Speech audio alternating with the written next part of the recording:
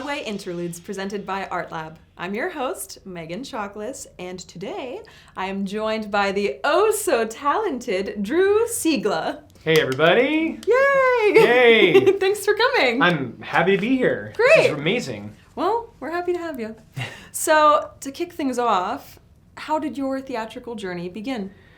My theatrical journey probably started with my parents, actually, because they actually met in a community theater production of You're a Good Man, Charlie Brown. Stop. My dad was Charlie Brown and my mom was Lucy. That's so cute. Now, they're not professional actors. My mom was a retired teacher and my dad worked for Prudential Life Insurance. But it was kind of set up in my DNA. So they were always, encouraging me to, do theater. And so middle school comes around and Alice in Wonderland is the show. And I audition and I get the part of the Cheshire Cat. And that really was like a great moment for me to discover what I could do and really have a big role. And it was just so much fun and so freeing. And that kind of set me up for the rest of my, I guess, career, you could say. But the cool thing about that, actually, the girl who played the Queen of Hearts, she said, you should try out for this thing called Spark. Spark stands for the School of the Performing Arts in the Richmond community. And so actually Jason Mraz is a alumni, and I took these classes from them, and that really helped me because it was like dance and singing and acting. And so it kind of gave me a little leg up before I would audition for eventually high school shows and all those things. So that's kind of how it all began and got started. Great. Yeah. Okay, you mentioned high school shows. Like, what shows are we talking? Well, first show we did was Seven Brides or Seven Brothers, which was so fun. I love that show too. No one does it. I know. No one does it. I played Daniel. He's kind of like, I was a freshman, so I was like just happy to be one of the seven. Yeah. And I had so much fun there. And then the next show we did was Fame.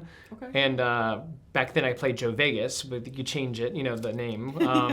And then my third year I was Pseudolus. Now that was one of my favorite. I mean, that's an incredible role. I loved it so much. It really was like a big growing moment for me to do that show. And then my last year was Sky and Guys and Dolls. So wow. Yeah, so I had a pretty cool experience to really do some bigger leads. And so my mind and my heart was like, well, that's what I need to try to do, you know. And I've done many ensemble things too, but I really was like, that's what I want to do is speak, really be in a character and sing beautiful, great songs, and that's what makes me happy and stuff. Yeah. Now, is that how you got into the world of opera as well? Well, the world of opera, I also did children's choir growing up, and so I always kind of was like, do I want to be a classical musician or do I want to be in theater? But you know how it is when you're on stage and you have this point of view and the audience is giving you reactions. You're like, wow, I'm doing this? Wow. And it just makes you, it's an addictive feeling. Yeah. And I didn't get that as much in choir. I love harmony and I love singing in tune and stuff, but I think I was always kind of on the saddle, or on the, what do I do? But I decided to do theater in the long run. However, I would say I still have my hand in opera as well, in classical, yeah. Do you have a favorite opera? Do I have a favorite opera? God, there's so many that are fantastic. My wife will tease me because I have a hobby of listening to great tenors sing. So sometimes my favorite aria is from a different opera. But I think all in all, my favorite opera, oh gosh, it's a mix between Le Nozze di Figaro and which is The Marriage of Figaro, or probably Carmen. I love Carmen. I mean, Carmen's so theatrical. And it's like, is this really an opera? Yeah. The music is just, so good. I love Carmen. I love the magic flute, too. I do love that, too. That was I was going to say maybe magic flute, actually, too. Yeah. I was going to say Papageno, maybe.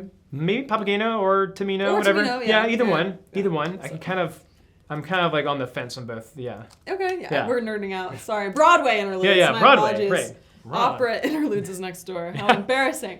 Okay, so it's funny that throughout your educational career, in high school, you had a lot of very diverse roles, like in different genres, different types of roles, and that kind of like reflects your professional career from what I saw on your resume when I was doing my creeping.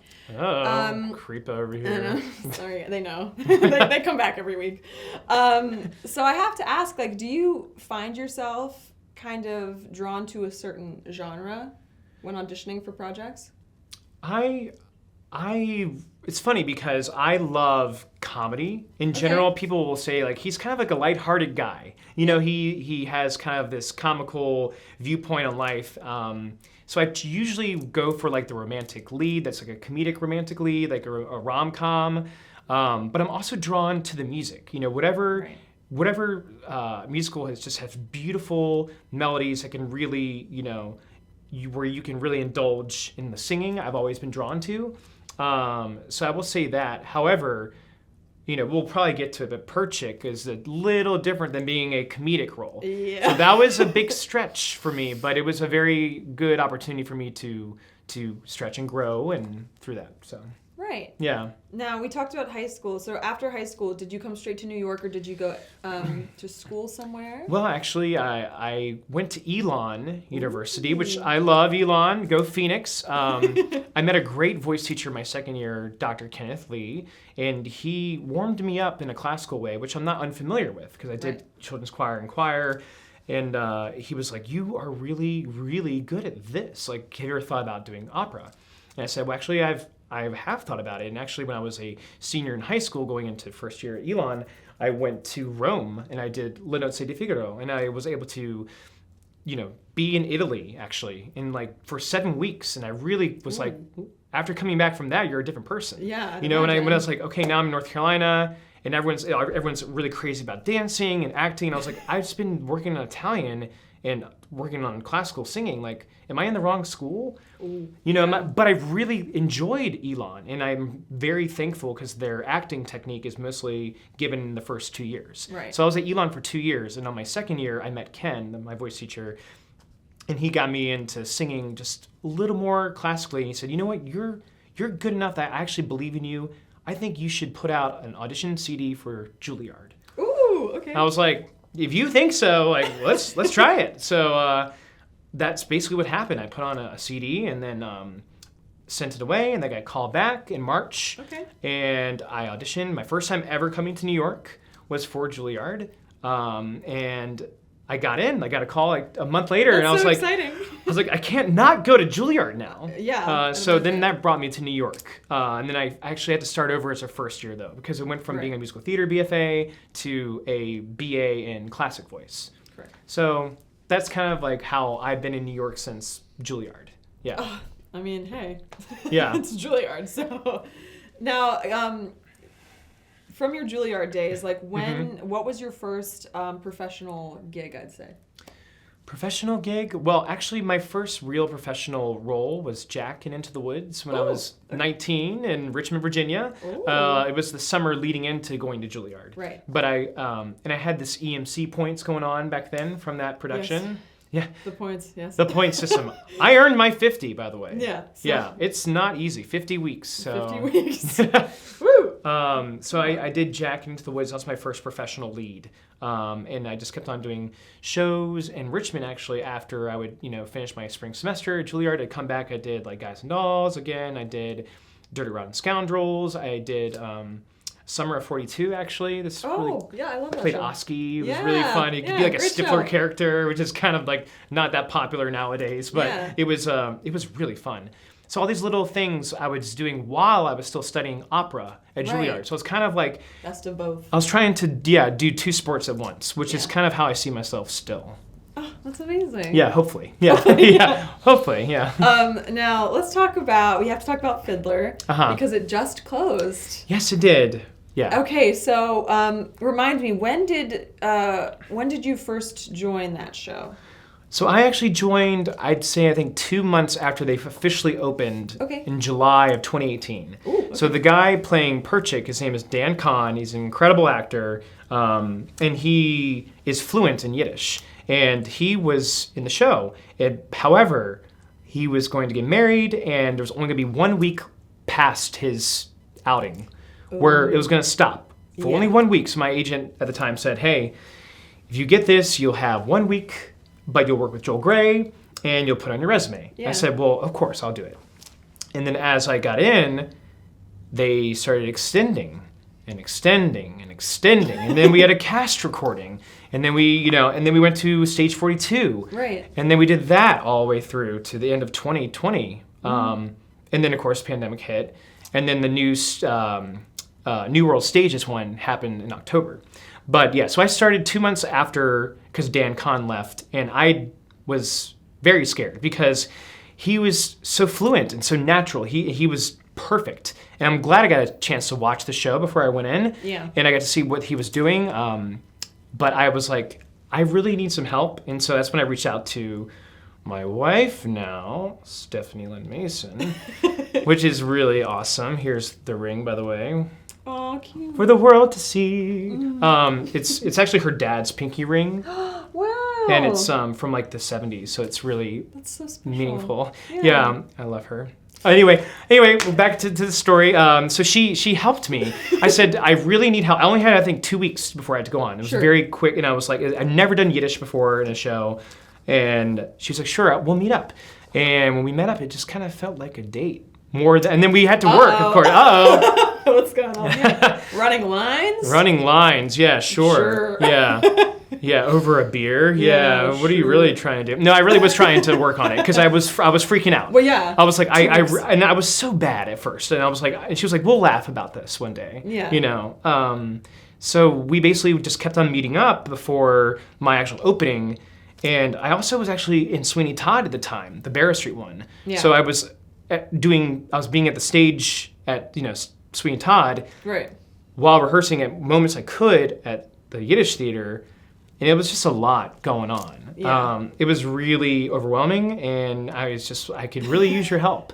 And she was there, and every time we met up, we just got more, we got closer, we got to know each other better and better, and things just felt really natural and great. And now everything is, it's all here now. Like everything is amazing. And now you're married. And now I'm a married husband. That's so sweet, though. So, like, how special is that? Because then you got to do the show. You met through the show. Worked together on stage, during the show, and then like your whole relationship progressed while playing these characters. It really did. I mean, and the characters, if you don't know, they fall in love, and I actually asked her to be my wife in Act 2. And I remember the craziest thing is when I actually asked her in real life if she'd be my wife. And we had a show that night at 8 p.m., and I asked her in the park around 5 o'clock or so. Yeah. And it was, to this day, the most special day of my life. More than the marriage in some ways, because I could go into a laundry list of why, but we probably don't have enough time. But going to the show afterwards and then having that moment where I say, there is one question I need to ask you. And then it was like, oh my God, the emotional, like, just tears were just welting in my eyes, and it was like life imitating art to the fullest extent. And when we get to the song, and that kind of carried us. That emotion, I think, is what people saw that made that connection so great on stage. And that's been an amazing joy to be able to do it with your girlfriend into a fiance into now your wife. It's really crazy. Yeah, that is so special. I have so many goosebumps, and I'm like, I'm trying not to do. I do this high pitched like scream when I'm like excited, and I'm trying really hard not to do it. But anyway, don't hold back. I just like when you were saying that, I don't even know what part. Yeah. I'm looking to our room for help. I'm like, Lifeline. Yeah. So anyway, let me just calm down. I'm just so excited. I feel anxious. Like, I know you guys are married, but I'm like, oh my gosh, like, is she gonna say yes? Like, I was so excited. Well, and I knew she would, I think, but I was so scared. But the cool thing is, when I got the ring that day, it was finished. That day I got the ring, I saw it. It looked so beautiful, and I said, I have to give it to her today. Oh, that's and so I cute. said, we're gonna go to the. I said, I'm gonna say, let's go to the park. Let's walk around. And I had my friend who was like, hey, can you just take a photo of me, like, when the moment happens, like, hide behind this bush, right, while I'm gonna go to the bench where we had our first kiss. So that was the idea. All came together. And he was kind of being weird. He was like, what if she finds out, like she knows who I am. What if like she like sees me and then blows the cover? So you know what? Don't worry about it. I don't want to be worrying about your process right now. I need to get this done now. So I just I said, let's go to the park. And so we walked to the bench. And, you know, the crazy thing about this, though, when I got the ring, get the ring, I was listening to my headphones. And that song, you know, it goes, if I lay here, if I just lay here, would you lie with me and just forget the world? I was listening to that and I was like, oh, I love this song so much. And then when I sat down on the bench, I was so nervous, like, when am I going to do this? When am I going to do this? There's a street performer at Bethesda Fountain. If I lay here, if I just lay here, would you lie with me and just forget the world? I was like, okay, I'm going to do it now. And that's when I got on my knees. And as I'm doing it, this professional photographer, no lie, starts taking like 75 photos in the moment where I'm on my knees. So it was like, it all was like real. It was like clouds open. It was like, light yeah, came down. what I wanted to happen for my friend to take a photo, I didn't need because the guy came and provided. Yeah. Life, God, or energy, all provided for me. I didn't mean to go into a whole thing about that, but it's really, I love experiencing and talking about it. Yeah. That's so special. Yeah. Now, I mean, you spent a while with the show, so I'm guessing that there were some fun memories or on-stage mishaps, maybe backstage mishaps. Do you have any fun memories that you'd like to share? Well, when it comes to mine, actually, as Perchik on stage, you enter on a Tevka, and Tevye, you know, basically says, here, have some cheese. Have this Kez. And usually he just hands it to me on a knife, and I take it, you know, for your sake, I'll eat it. And I eat it. But one time, he went to give it to me, and it just went... It fell on the ground. I was like, and you know, it's like a microsecond, and everyone's looking at you, and you're like, should I pick up like this dirty floor cheese? Like a 5-second rule? I was like, what do I do? I was like, I guess I have to. And I was like, oh gosh, here we go. Oh. Yeah. Yeah, thanks a lot. No. So that was like a funny memory. I just was like inside my head, like, holy crap, I can't believe I had to eat that cheese. So that was a really good memory, but. Let's see. Things from like backstage, maybe? Oh, yeah. Any fun like dressing room? Well, memories? I mean, gosh, we've had so many memories. It's really hard to like remember what was my favorite. I will say another thing Steph and I will do, usually before, you know, if we don't have a show the next matinee, we won't do this because we want some time, but we'll take these Siberia shots. So that's like after, it's like, well, what it is once you finish your show, like Perchik is done basically after Act 2, Scene 1. And she's done after Far From the Home. Mm-hmm. And there's actually like 40 minutes left of the show where we're just doing nothing. So we would pour a little whiskey and have these Siberia shots because that's where I get sent to. Yeah. So that was kind of like always a thing to look forward to. But usually we did it before there was only an evening show the following day. Yeah. Right. Yeah. So that was always fun to do. Oh, that's so cute. Yeah. Okay, so time for the hot seat. I decided. I was looking at your hot seat. I was looking at your resume, and we all love the special skills area. Uh-oh. And you have some impressions on there. Oh no. We can edit some of these, right? Okay. Okay, so was it Marlon Brando? There's plenty of Marlon Brandos I could profile, but look what they did to my boy. Let's go talk about what's some other things Marlon Brando? Let's look at Marlon Brando. You need the cheeks, you need the chin forward, and okay. How about that's kind of the idea of Marlon Brando. Peter Griffin? Yeah. Yeah, Lois. Yeah. It's hard to do that doing Marlon Brando. Oh yeah, I can imagine. It also says you juggle. Yeah. But we don't have anything. Uh-oh. Can we get something? Pause it. For Drew to juggle. Thanks. Yeah, give me some juggling balls. Taylor went to get some juggling. She actually has juggling balls here? I don't know what she's getting is the thing. She took off. She's like, let me just get some type of shape, circular shape. Oh! All right, we be careful of the mics here. Oh my goodness. Oh wow, here we go. Okay. What are these, like little... A little squash? Acorns? Are they actual squash? Oh, this is... I've never done this with actual squash. Okay. Let's should see. I don't know. Let's try this. we? Okay, it's happening. It's happening! See? Oh, I can do it!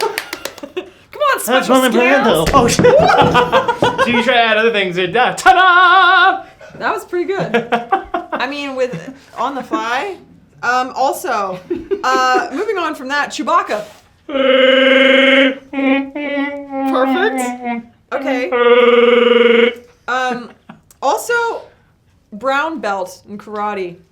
Hey! Yeah. Yes. Why not black belt? What happened God! there? You know, it's kind of a sad story. I was progressing. You know, I think I started when I was 7, and by the time I was 10, Right. I was like A tough time. on brown. Tough time. I was brown belt with 2 stripes. My I guess you would call him my instructor or whatever you want to call him, my sensei. He left our dojo. Tragic. So tragic.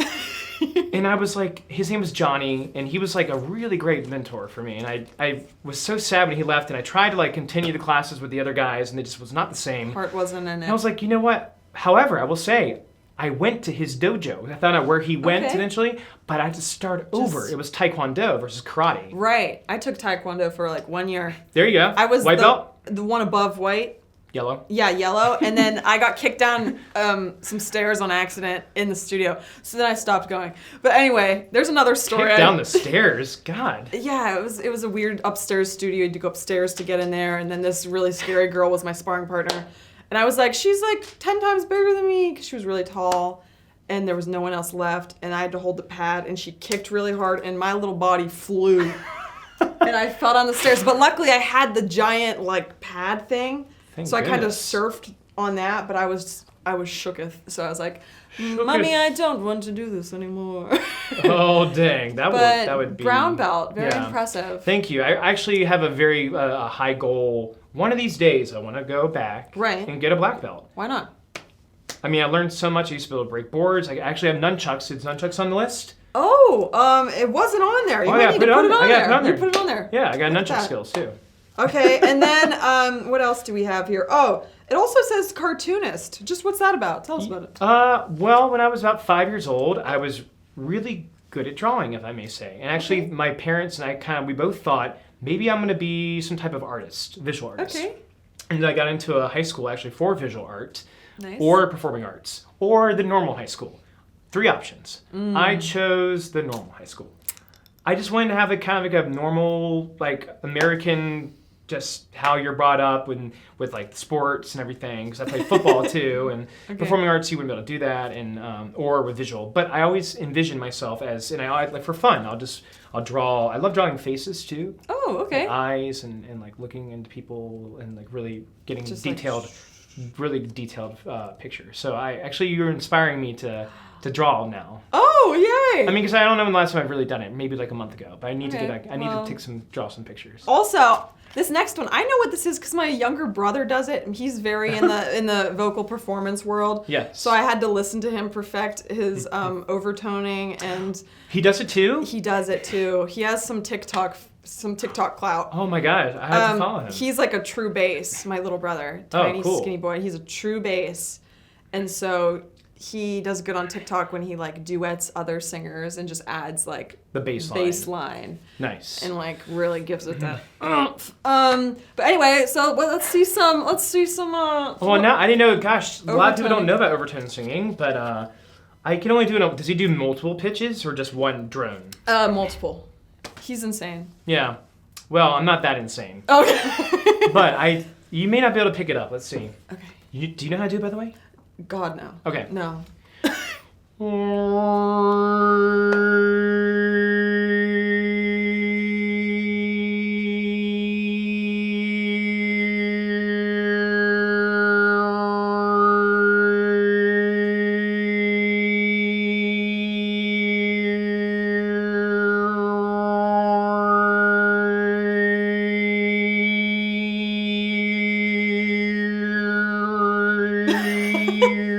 He's doing it. Do you hear it at all? Yeah. Yeah, No, cool. I heard it. I was like, yep, I've heard this sound many a time. Whenever I do that, my dad, he would be like, "Shut up, son! Stop that! You're a grown-up."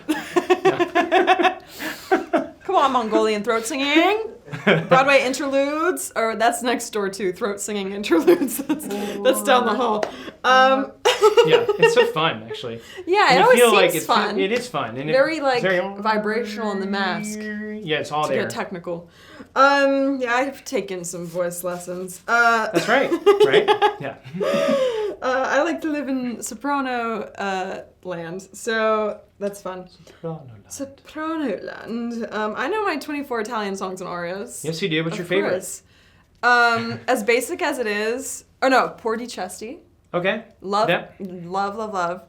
And I really love a well done Caro mio ben. Caro mio ben. Yeah. It's a beautiful. It's just so, so simple, so good. pretty. As long as it's done well, like, I love Yes. it. Yeah. It really is one of my favorites. Yeah, okay, see? Yeah. We're getting all technical this episode. Now, going back to the theater world. So what have been some of your favorite roles that you've played? Well, it's funny that you ask because I feel like every role you do based on the age you are is your favorite role ever. Yeah. You know, like looking back, one of my favorite roles was playing Willard in Footloose. Oh, great, yeah. And I did this with that, I told you about Spark, School of the Performing Arts Richmond Community. They do these musicals during the summer and they give kids, it's like an arts nonprofit that, you know, they teach kids how to sing, act, and dance. And we do these summer shows. And I just remember doing Willard was so fun. I love singing Mama Says. Yeah, I was going to say, Mama Says. Mama says it doesn't matter. You'd be really country about it, and I love that. So that was so fun. And then again, doing Jack was an incredible. I mean, that music, that score. I mean, obviously, if you've seen the new Into the Woods, if you haven't, you should. That was amazing. But I will say, I have to say, Perchik, because it brought me so much. It brought me a whole new life. I mean, I almost see my life a chapter before Fiddler and then after. Right. You know, meeting my wife and also stretching myself. I mean, again, I always kind of envision myself kind of a lighthearted, funny guy. And I remember Joel Gray said after, it was actually during my callback, where I had to dance with Huddle. And I think I was a little nervous, and I was kind of a little nervous, smile energy. And I danced with her, I was kind of like, haha. And he was like, he's a serious guy. Perchik's a serious guy. And I was like, oh. All right, so that's what it is. And actually, I found and leaned into that part of myself more than ever and grew, I think, through that role. And I just think it's my favorite role I've done so far is Perchik. Yeah. Fiddler is an amazing show. I mean, the music is gorgeous. And that was one of the first shows I ever saw on stage as a child, was Fiddler on the Roof. Yeah. And I was, like, mesmerized. I actually say that's part of the reason why I got into the performing arts, because I was like, I want to do that. You saw Matchmaker and Yeah, Fiddler. Matchmaker and a Far From the Home I Love. Like, all the music is so sunrise, sunset. Like, it's or so as good. we did Tolgain Tolgois. Yes, of course. And it's just, like, gorgeous. Like, all the music and just the story. And, like, talk about, like, a perfectly written show, like, package. Like, here you go. Cathartic reactions. Seriously. And it's so like, kind of lighthearted at first. And it's and a lot of comedic moments. And then that Act 1 finale with them disrupting the wedding. Yeah. Just sends you down. Just sends you down this whole other path, and it's unfortunate what's happening in the world now. And that was another big thing, like just the responsibility of doing Perchik with everything happening in Ukraine, and you know his character's from Kyiv, so it's like, holy crap! How do I make sure I do this properly? You know, honor the role as much as possible. So that was also a bigger aspect of the role that made it probably my favorite so far. Just the weight of it all. Right. Yeah. I got chills. I love getting into, like, the nitty gritty. Yeah. And that brings me to, do you have any dream roles that you've yet to play? There are a few. I will say there's two I would like to play, but I don't think I'm ready for them just yet. Maybe age-wise. I mean, who doesn't want to be Phantom? And maybe in a couple years, Jean Valjean. I mean, I mean, when I'm a kid, I want to be Jean Valjean. Like, who doesn't want to do that? Yeah. But if someone were to say, like, hey, we want to put you in something like this year. I would love to be like Hunchback in Hunchback of Norte Dame, because it's just so amazing. The music, the character. Like, I saw like videos of Michael Arden doing it. Something about, again, like, what are you drawn to in a role? I'm drawn to the music a lot of times, and I just think his songs, like, you know, Out There and Made of Stone, are just so, oh my god. Like, every time I hear that, the high B flat, it's like, we're bonding so much right now. It's so good. And I think when I was a child, like Hunchback came at a perfect time because I was kind of like 8 years old, I think, at the time. It came out in 1996, and I was like, I think Disney's kind of stupid. Like, I'm too much of a grown-up kid now. Like, I loved Little Mermaid. I loved Aladdin. But I was growing up, and I was like, am I too big for Disney now? And then Hunchback came, and it was so dark. Yeah. And I was like, oh, I do like Disney. Yeah. I'm not too old for this stuff. And then when the musical came out, it just made it even better. So good. Well, since we're here, we have a piano. Look at that. Wow. Here it is. Yeah, here it is. And I would love if you would sing some Hunchback for us. Okay, let's do it. Okay, so Drew Seigla singing Out There from Hunchback of Notre Dame.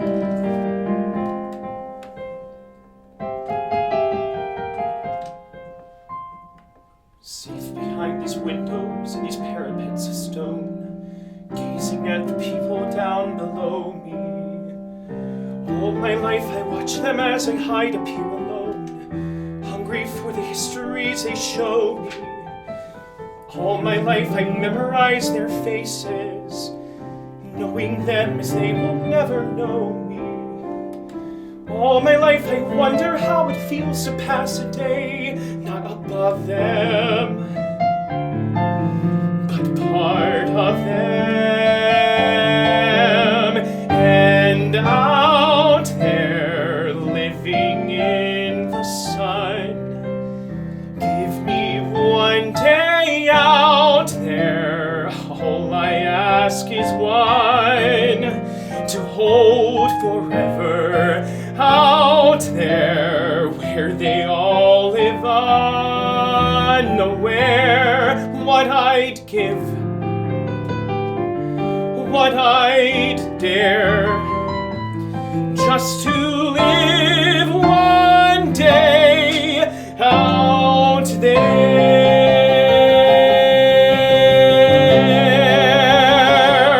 Out there among the millers and the weavers and their wives, through the roofs and gables I can see them. Every day they shout and scold and go about their lives, heedless of the gift it is to be them. If I were in their skin, I'd treasure every instant out there, strolling by the Seine, taste a morning out there, like ordinary men who freely walk about there just one day, and then I swear I'll be content with my share. Won't resent, won't despair, old and bent, I won't care. I'll have spent one day out there.